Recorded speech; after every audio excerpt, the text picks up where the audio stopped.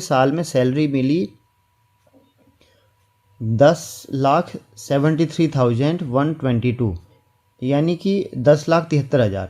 लेकिन आपके टैक्स के लिए जो डिपार्टमेंट ने जो फॉर्म 16 लिखा बनाया है उसमें सिर्फ इतना ही अमाउंट लिया हुआ है फॉर्म 16 में, यानी कि आपका 66,000 पे उन्होंने टैक्स लिया ही नहीं है, पहले ही इस अमाउंट को छोड़ दिया है। अब ये 66 किस चीज़ का था?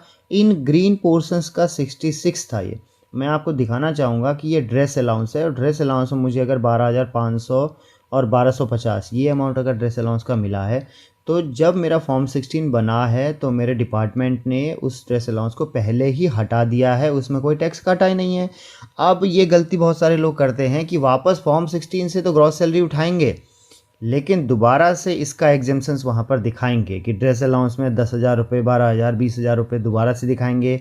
राशन अलाउंस मिला हुआ है, राशन मनी मिली है, नॉन राशन अलाउंस यानी कि राशन के अगेंस्ट जो पैसा मिलता है, अगर आप मैस में नहीं हैं, अगर आप पैसा ले रहे हैं उसका, तो उसका ये सब मिला के अगर मेरा 40,000 रुपया बन रहा है, तो लोग क्या करेंगे, इस 40,000 पे भी छूट लेंगे, जबकि ये छूट पहले ही गवर्नमेंट ने आपको दे दी है। तो इस टेबल से आपको ये फ़ायदा होगा, ये पता चलेगा कि क्या आपके फॉर्म 16 में पहले से ही ये चीज़ें हटा दी गई थी, आप दोबारा से तो कहीं उनकी छूट नहीं ले रहे हैं। अगर ले रहे हैं तो ये गलत है।